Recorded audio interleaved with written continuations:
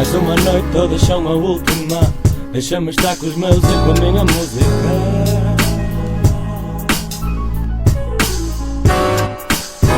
Mataram mais um poeta.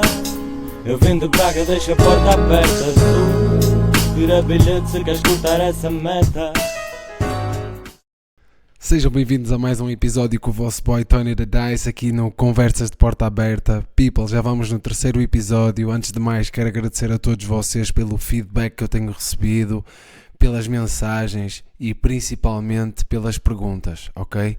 Isto das perguntas é algo que é bastante interessante porque eu consigo saber aquilo que vai na vossa mente, muitas dúvidas ou questões que vocês acham interessantes, e isso acaba por despertar a minha atenção nesses mesmos temas e fazer com que, lá está, a gente faça um trabalho de casa e investigue, que é também para vos ajudar a responder a essas questões, e acabaremos todos por aprender um pouco com isso, ok? Subscrevam no canal, deixem aí comentários com sugestões de temas que a gente possa falar no podcast, porque é sempre bom eu saber aquilo que vai na vossa mente, é sempre bom eu saber aquilo que vocês acham de certos temas que também debatemos aqui nos nossos episódios, ok? E o meu interesse aqui é sempre debater assuntos que sejam interessantes, que me despertem atenção e no fundo também me reeducar sobre esses mesmos assuntos, ok? Então vamos passar aqui à resposta das vossas perguntas, e a primeira pergunta que temos para o episódio de hoje foi feita pela Joana_Duarte Oliveira. Muito obrigado, Joana, por teres feito esta pergunta, que é uma pergunta bastante interessante, e a pergunta é: porquê é que as leis na Suíça mudam de cantão para cantão? Então basicamente é o seguinte: a Suíça é uma federação, ok, que é um conjunto de 26 cantões. O que é que isto significa? São 26 cantões que são considerados como se fossem estados, ok? Eu vou-vos dar o exemplo dos Estados Unidos. Vocês nos Estados Unidos têm 50 estados, onde em cada estado eles têm as suas próprias leis, as suas próprias... existe única e simplesmente uma Constituição, não é? E com isto cada estado acabará por também poder aplicar certas e determinadas leis que vão de encontro também à cultura dessa mesma região, às pessoas que lá habitam, porque como vocês devem calcular, a Suíça é uma federação, é um país onde existe bastante diversidade cultural. Ou seja, nestes mesmos cantões, e sendo que na Suíça fala-se 4 línguas, ok? Como já falamos no episódio anterior, que é o romanche, italiano, francês e alemão, a diversidade cultural que existe nestes cantões é muito, muito grande. Ou seja, existem hábitos culturais, existem culturas diferentes, ou seja, os hábitos e a própria atividade das pessoas acaba por ser diferente em todos os cantões. Ela é constituída por 26 cantões e cada um tem um grau de autonomia e de poder de autogovernar, ok? É quase como se fosse, tipo, for lack of better words, tipo vários países dentro de um país, estás a ver, que têm isto considerando a maneira como nós lidamos em Portugal, a nível das leis, do governo e etc. Porque cada cantão depois tem as suas próprias leis, e esse sistema foi baseado sempre no princípio do federalismo. Como eu estava a dizer, a Suíça, ou a Confederação Helvética, como muita gente também conhece, distribui o poder entre diferentes níveis de governo: federal, cantonal e comunal. Porque depois dos cantões, dos tais 26 cantões que eu acabei de vos falar, depois temos as comunas. E as comunas são o quê? Imagina, dentro dos cantões vocês têm vilas, não é? Eles aqui não chamam cidades, mas eu vou dar a equivalência como se fossem cidades, que nós temos em Portugal, e cada cidade é uma comuna. E o melhor exemplo que eu vos posso dar para a maneira como nós fazemos em Portugal é, imagina, cada município em Portugal aqui é considerado cada comuna. A Portugal tens o município de Braga, o município de Guimarães e etc, não é? E aqui, a comuna de Sion, tens a comuna de Vétro, tens a comuna de Conté, tens a comuna de Fouy, tens a comuna de Martigny e por assim adiante. E mesmo dentro das comunas, eu não vou falar das leis, mas existem várias maneiras ou várias coisas que funcionam de formas diferentes. Ok? Isto depois difere de comuna para comuna, porque cada comuna depois vai ter um sistema partidário ou uma parte de política que pode diferir de comuna para comuna, ok? Os cantões têm uma autonomia cantonal, O que é que isto significa? De cantão para cantão, como eu vos estava a explicar há bocado, vocês podem ter leis completamente diferentes, ok?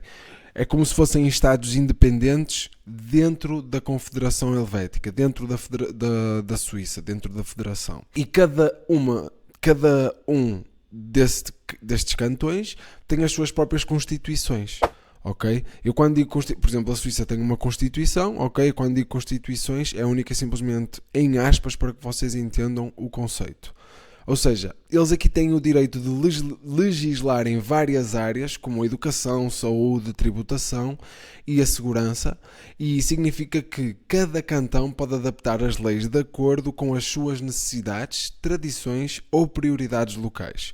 Porque lá está, vocês por exemplo têm o cantão do Valais, têm o cantão de Jura, o cantão de Ticino e por aí adiante, onde as culturas e as próprias prioridades locais vão mudando. Por exemplo, aqui no Valais eles valorizam bué a cena da agricultura, porque têm bué de vinhas e essas coisas. Depois tens o cantão, por exemplo, de Zurique, que provavelmente vão dar valores ou prioridades a outras coisas, onde a agricultura se calhar já não é um setor tão importante. E quando digo que não é um setor tão importante, imagina, já não alberga se calhar, ou não emprega tantas pessoas como se emprega aqui no Valais, contudo, não deixa de ser importante. Depois é assim, tradições culturais e históricas. A Suíça é um país multicultural e multilingüe, como eu vos estava a dizer, e as regiões falam alemão, francês, italiano e romanche. Romanche é a língua menos falada na Suíça, ok? As diferenças culturais e históricas entre os cantões influenciam as leis locais. Por exemplo, as questões relacionadas à religião e ao ensino podem ser tratadas de maneira diferente. Aqui, em maioria, existe a religião católica, mas temos depois a diferença que é a maioria de ser a religião católica e a diferença de ser protestante. Ok? Pronto, em relação à religião, depois aqui a diferença entre uma e outra, eu como não sou muito bem informado nesta área, não vos vou estar a desinformar, ok? Mas em comparação, a maioria que existe na Suíça é religião protestante e não religião católica. Depois temos a questão do poder local. O sistema político na Suíça valoriza muito a democracia direta. O que é que isto significa? O envolvimento dos cidadãos para a aprovação de leis, referendos, aqui é levado mesmo a sério. Eu vou-vos dar um exemplo muito simples. Aqui no cantão do Valais, que é o cantão onde eu estou a viver, por exemplo, precisamente na comuna onde eu estou a viver também, que é na comuna de Sion, o que acontece é que pode existir várias coisas que incomodam os cidadãos que cá residem e eles próprios podem ter um certo controlo para abolir ou progredir com certas coisas que possam achar que estão a beneficiar ou a prejudicar. E o exemplo mais prático que eu vou dar isto é, imagina, aqui em Sion, há pouquíssimo tempo, eles baniram as trotinetes elétricas de aluguer. Ou seja, se vocês querem ter uma trotinete elétrica, vocês têm que comprar uma trotinete elétrica para poderem andar aqui. As trotinetes elétricas aqui de aluguer, como temos a Lime, a Bolt em Portugal, foram banidas. Ou seja, vocês não podem alugar trotinetes elétricas para poder andar na cidade. Por aquilo que eu percebi, elas foram banidas por causa dos distúrbios a nível rodoviário que existia aqui e os cidadãos, os suíços, as pessoas suíças, porque se tu não fores suíço é como em Portugal, se não fores suíço não podes votar, acabaram por considerar que não era um benefício para a sociedade e que não eram necessárias, contudo, todas essas empresas tiveram que retirar as trotinetes elétricas de aluguer. Eu achei isso uma cena bastante interessante, porque assim, como eu estava a falar, sendo que é de democracia direta, faz com que as pessoas tenham um controlo diferente do que aquilo que nós temos em Portugal, claramente, em nível do sistema político. Porque eles podem votar a favor ou contra dentro de certas e determinadas coisas e com isso depois as entidades competentes de cada comuna podem então agir conforme a vontade dos cidadãos. Isso é uma cena que eu gostei muito porque acabas por ter um controlo direto e um controlo muito mais direto mesmo com as entidades competentes do sistema político e de quem regula certas determinadas coisas nas comunas ou nas vilas ou cidades como nós chamamos em Portugal. Eu achei isso muito importante. podíamos ter um sistema político parecido em Portugal, contudo, lá está, eu não sou especialista político para dizer se isto daria certo ou não, porque, como eu também falei há bocado, a nossa cultura é completamente diferente da cultura dos suíços, por isso não significa que este sistema político, ao dar certo na Suíça, que daria certo em Portugal também, não é? Depois temos a questão da Constituição Suíça, que é, embora existam leis federais da Confederação Helvética, que se aplicam no país inteiro, por exemplo, como direitos fundamentais, da política externa e questões económicas nacionais, a Constituição Suíça concede aos cantões a soberania em todas as áreas não explicitamente atribuídas ao governo federal. Ou seja, cada cantão pode criar e implementar as suas próprias regras, onde a legislação federal não se aplica diretamente. Isto é também algo bastante interessante e vai também de encontro aos cidadãos aprovam uma lei que lhes possa beneficiar nesta mesma comuna ou cantão, ou se lhes pode prejudicar, porque, como eu estava a dizer há bocado, as culturas são bastante diferentes de cantão para cantão, porque, por exemplo, vocês têm zonas na Suíça onde só se fala alemão, e têm zonas onde só se fala francês, e também têm zonas onde só se fala maioritariamente italiano. Ou seja, as culturas acabam aqui por diferir bastante, e isto também apropriará a cada cantão e a cada tipo de cultura que existe para cada cantão. Ou seja, as pessoas acabam por ter um sentido de responsabilidade naquilo que se passa nos cantões e nas comunas com um peso completamente diferente do que aquilo que nós portugueses estamos habituados.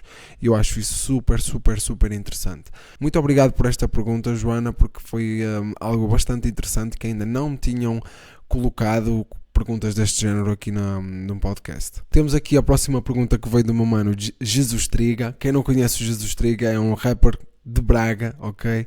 Já conheço desde que ele começou aliás, antes dele começar a cantar, conhecemos-nos no mundo de skate. Um grande shout-out aí para o meu puto, e é um rapaz cheio de talento, por isso aconselho-vos a vocês a seguirem aí a atividade do meu puto, a irem interagir com ele, porque ele interage bastante também com o público, e também dizerem o que é que vocês acham nos comentários dos vídeos da música dele, ok? Então a pergunta aqui do Jesus Triga, como é óbvio, tinha que ser algo direcionado a isto, é: o que é que se consome de música na Suíça?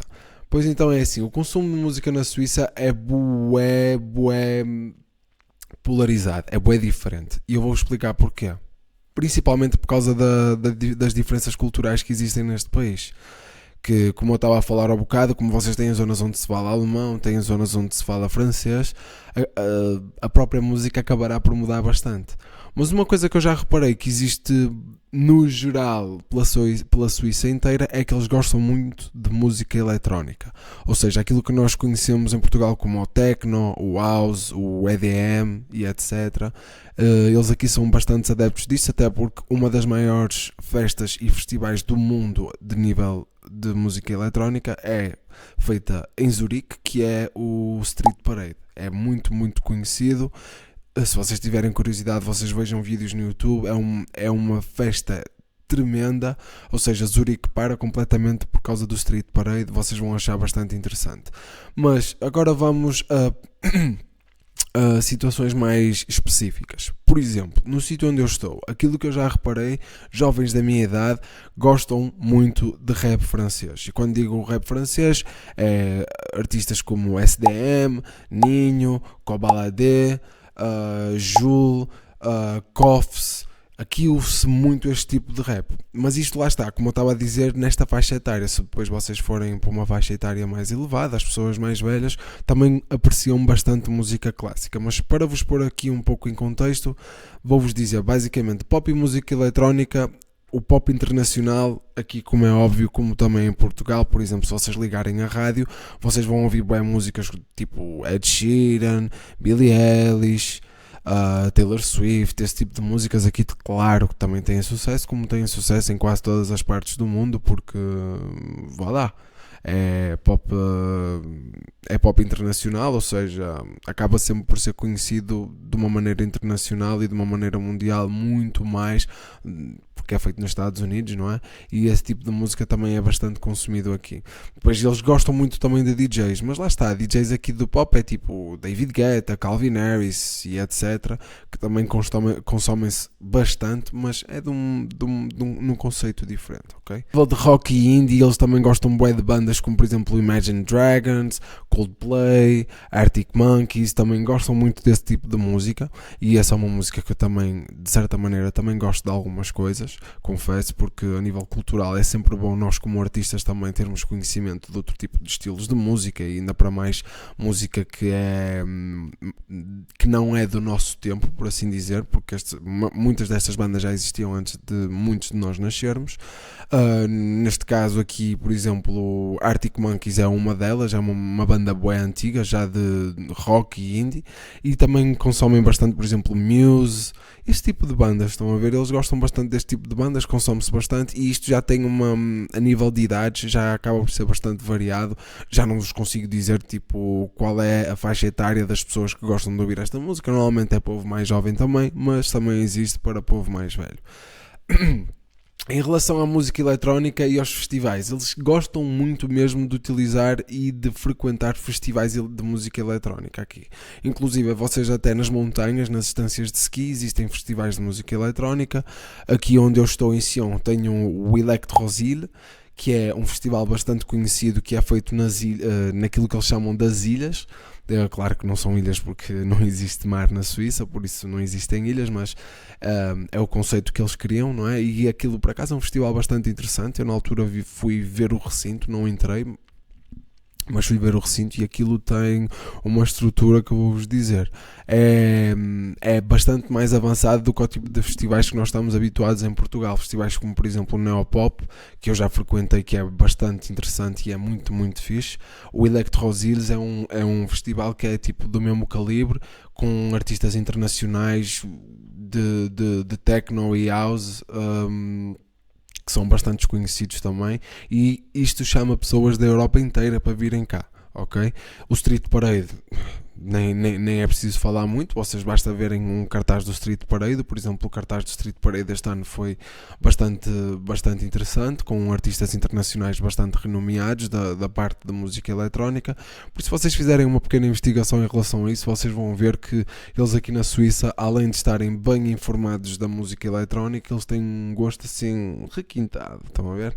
O Street Parade em Zurique é um dos maiores eventos de música eletrónica no mundo. Ok? Não é só na Europa, é no mundo inteiro. Vocês têm pessoas até que vêm mesmo de overseas, e quando digo overseas é tipo do Brasil, dos Estados Unidos, das Américas, que vêm a este festival propositadamente na Suíça. Para vocês terem uma noção, porque aquilo literalmente Zurique completamente para esta festa. Por isso eu aconselho-vos a irem dar uma vista de olhos, porque é bastante interessante. E além de ser bastante interessante, acaba por ter um grande impacto na música e na questão cultural, principalmente naquele lado da Suíça que é onde se fala alemão, ok? Hip-hop, a zona de hip-hop e rap suíço, que é mais a minha onda, também tem aqui alguns artistas nice. Vocês têm, por exemplo, o Stress, o Blig e Low Eleduc. Têm estas três entidades, ou estes três artistas, que não são três artistas porque Low e Leduc são tipo uma dupla, misturam bem as línguas locais, como o vocabulário que nós também utilizamos nas ruas, como se costuma dizer em Portugal. E o rap ou o hip hop suíço também está numa onda crescente. Se vocês curtirem, contudo vai ser em francês e em alemão. Vocês curtirem, deem uma vista de olhos. Eu vou deixar umas referências aqui no vídeo para vocês também poderem estar um pouco mais familiarizados, ok? Mas o alemão suíço também é diferente, ok? Ou seja, a língua alemã suíça, eles falam coisas de maneiras diferentes ao alemão que se fala na Alemanha, assim como ao francês em algumas zonas da Suíça. Não é que seja diferente, mas é mais o sotaque, e claro, também existem palavras que não se utilizam na França, como na França também se utilizam palavras em francês que não se utilizam aqui na Suíça, ok? Mas pronto, isto é basicamente uma parte da nova geração que está a crescer aqui na Suíça em relação ao hip hop e ao rap suíço. Por isso aconselho-vos a darem uma vista de olhos, porque vocês vão curtir, ok? Eles têm batidas bem modernas, mas têm um estilo característico. Tem um estilo bué característico, por isso aconselho-vos a irem dar uma vista de olhos. Agora quero trazer uma cena bastante interessante que descobri no outro dia, e também quero saber qual é que é a vossa opinião aí nos comentários, que eu descobri que não vai assim há muito tempo, na Suíça, e eles decidiram, 51% dos suíços decidiu votar sim num referendo a proibir o uso de coberturas faciais, como por exemplo as burcas e os niqabs. Eles decidiram votar contra isto porque para os suíços isto foi considerado extremismo a nível da religião muçulmana. E gostava de saber o que é que vocês acham em relação a isto nos comentários, mas os suíços votaram 51% sim contra a utilização destes trajes, para que pudessem, penso eu, talvez conservar um pouco da sua cultura e das suas crenças religiosas. Como eu vos estava a dizer há bocado, a grande maioria na Suíça é da religião protestante, e eu acho que isto teve muita motivação religiosa neste referendo, que votaram aqui na Suíça contra o uso dos trajes tradicionais da religião muçulmana. Por isso quero saber o que é que vocês acham aí nos comentários. Eu sei que em Portugal nada disso, acho que nunca sequer se falou disso, ou se falam tipo partido do Chega ou partidos desses para utilizar um pouco a extrema radical contra este tipo de cenas. Mas há uma coisa que eu acho, é que cada país tem as suas crenças e cada país tem o seu direito para não vou dizer proibir, porque eu não acho que tenha mal algum o uso dos niqabs e das burcas, mas cada país tem o seu direito em poder preservar ou tomar uma atitude que acha que vai preservar as suas crenças religiosas, assim como, por exemplo, se vocês forem à Arábia Saudita, aquilo que vocês também vão reparar é que há muita coisa que eles proíbem. Eu vou dar um exemplo. Quando existe o Ramadão, e se vocês estiverem num desses países, vocês não podem consumir álcool nem podem comer à frente das pessoas que estão a praticar o Ramadão.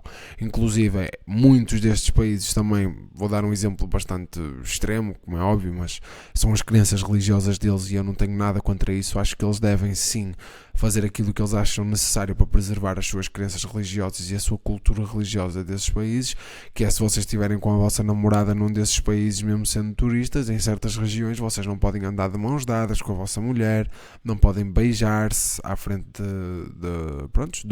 das pessoas que têm estas crenças. Contudo, acho que nós, quando estamos no país que não é o nosso, devemos sempre respeitar as crenças, sejam elas quais forem, desses mesmos países, e nunca desrespeitar a cultura deles mesmos, e muitas das vezes até acho que devemos procurar dar um dive-in e perceber um pouco mais dessas culturas. Como é óbvio, temos sempre que respeitar, pois isso é o mínimo que podemos fazer. Deixem aí nos comentários o que é que vocês acham em relação a isto, a este referendo que foi votado na Suíça contra as burcas e os niqabs. Agora, eu queria falar de um outro tema que eu acho que é bastante sensível, e claramente acho que nós, como população portuguesa, temos um grave problema em relação a isso, mas não só nós, toda a gente. Acho que este problema existe no mundo inteiro, mas como é óbvio, eu vou falar da população portuguesa, vou falar de nós portugueses, em relação a esta cultura que nós temos, e acho que é algo que poderíamos todos mudar, e prejudica-nos muito a todos como população, entre uns entre os outros. Então é o seguinte: uma das coisas que mais me surpreendeu quando vim aqui para a Suíça é que, por exemplo, é normal, vens para um país diferente, tu vais acabar por te identificar mais com as pessoas que vêm do teu país, que partilham a mesma cultura que tu, não é? Que cresceram com a mesma cultura que tu, com os mesmos hábitos tradicionais e etc. Mas há uma coisa que eu reparei, que é, por exemplo, sempre que me envolvo com pessoas portuguesas aqui na Suíça, infelizmente acabo por ficar bastante triste com bastantes situações. E eu dei um nome a esta cena, que é a cultura da mediocridade na Suíça entre os portugueses. E vou-vos dar um exemplo muito simples. Eu não vou dizer que são todos os portugueses, como é óbvio. Tenho grandes amigos portugueses que conheci aqui na Suíça, graças a Deus, e devo-lhes a eles muita coisa, porque receberam-me aqui e ajudaram-me em muita coisa. Mas infelizmente a maioria dos portugueses que eu conheci aqui na Suíça tentaram fazer com que a minha vida não desse passos para a frente, mas sim desse passos para trás. E eu vou-vos explicar um pouco sobre isto. A maior parte de vocês, quando vierem para a Suíça, uma coisa que é garantida é que vocês vão encontrar portugueses, porque nós portugueses somos das nacionalidades mais presentes na Suíça, somos muitos portugueses. Se eu não me engano, somos mais de 250.000 de portugueses na Suíça inteira, e na zona onde eu estou existe mesmo muitos. Até usa-se uma expressão aqui que é: dás um chute numa pedra e sai um português de baixo. Infelizmente tive más experiências com eles, muito infelizmente. E o que é que eu quero dizer com isto? Ou o que é que eu quero dizer com a cultura da mediocridade? Significa que, por exemplo, vocês entram num sítio onde começam a trabalhar e têm portugueses, e se vocês forem alguém que preocupa-se com a qualidade do vosso trabalho, vocês vão ser pessoas que vão se informar como é que podem ser melhores a fazer esse dito trabalho, como é que podem melhorar, ou sei lá, se procurarem até nesse mesmo trabalho fazer disso carreira profissional, como é que vocês podem subir no ranking desse mesmo emprego. E aquilo que eu reparei foi que todos os portugueses que eu encontrei por esse caminho acabaram por me tentar prejudicar. E eu achei isso bué triste. E quando eu digo cultura de mediocridade, imagina, se tu tentas ser o melhor que tu podes ser num emprego, ou seja onde for, em relação a isso, e existirem portugueses, aquilo que eu sinto é que o próprio português vai ser o primeiro a tentar te estragar a vida. E isso é muito triste, infelizmente. Contudo, foi como eu vos disse, claro que não são todos os portugueses assim. Eu tenho grandes amigos portugueses aqui agora, graças a Deus, que lhes devo muita coisa, que me ajudaram muito quando cá cheguei, na questão do francês, na questão de procurar trabalho, nas dicas, ajudaram-me muito, mas infelizmente foram mais aqueles que me tentaram prejudicar do que aqueles que me tentaram ajudar, e fico triste mesmo em relação a isto. Aquilo que eu noto é que tudo o que tem a ver com a seleção nacional, se a seleção for jogar, está tudo excelentemente bem, está tudo a correr bem, fazemos todos a festa, não falta de comer nem de beber para ninguém. Mas imagina, se vocês tiverem a precisar realmente de ajuda para alguma coisa importante, muitas das vezes o próprio português é aquele mesmo que não te vai ajudar. Contudo, o que eu quero dizer com isto não é que somos todos assim, claro que não. Isto não é uma questão de nacionalidade, ou porque é português e não vai ajudar, não. É uma questão também de educação que a pessoa tem, de experiência de vida que a pessoa tem, mas infelizmente nós portugueses aqui na Suíça, para com outros portugueses, somos conhecidos por ser aqueles que mais rápido vamos te deitar abaixo. E é uma cultura bastante triste, é uma opinião que eu tenho bastante triste em relação à maioria dos portugueses que eu fui encontrando aqui.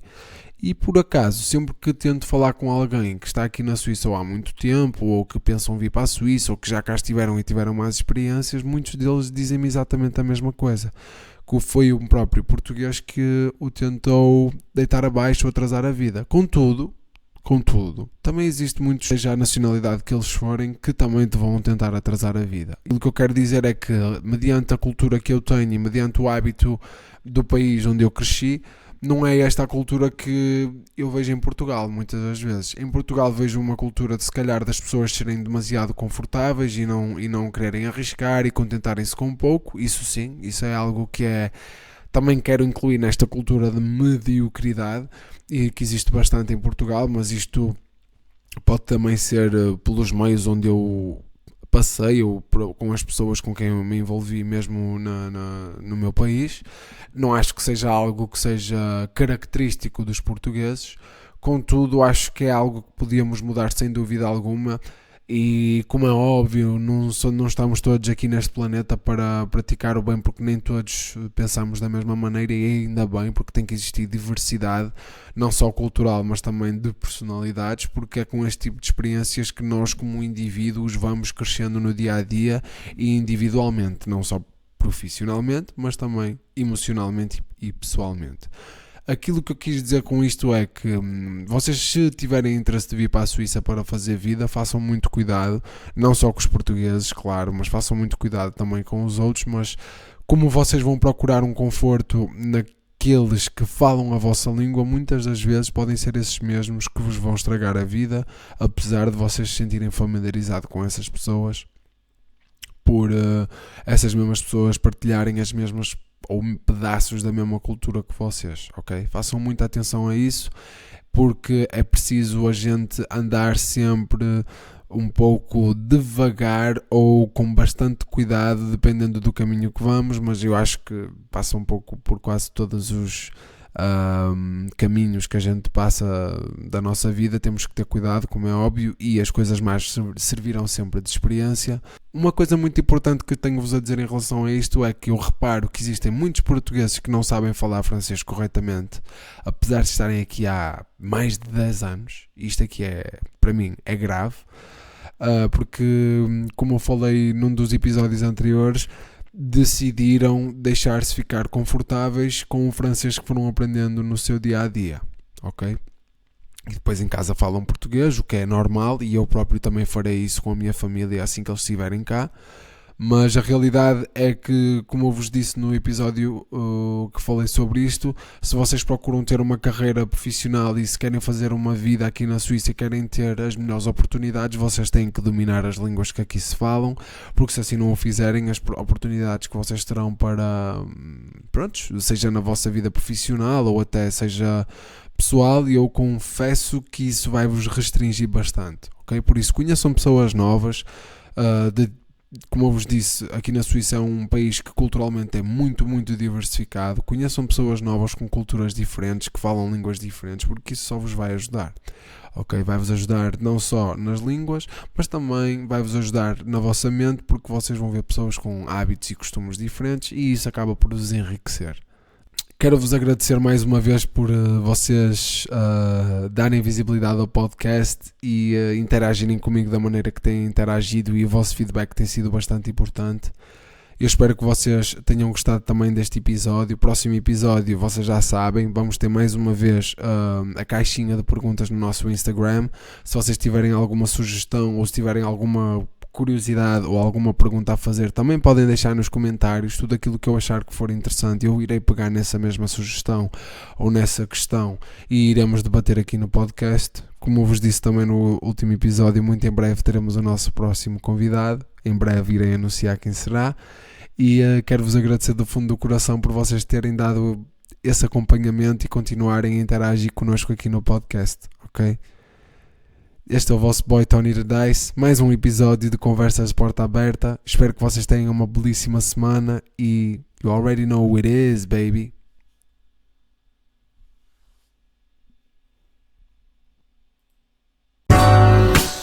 Mais uma noite, todas são a última.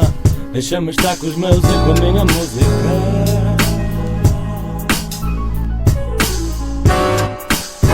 Mataram mais um poeta. Eu vim de Braga, deixa a porta aberta. Tu vira bilhete se queres cortar essa meta.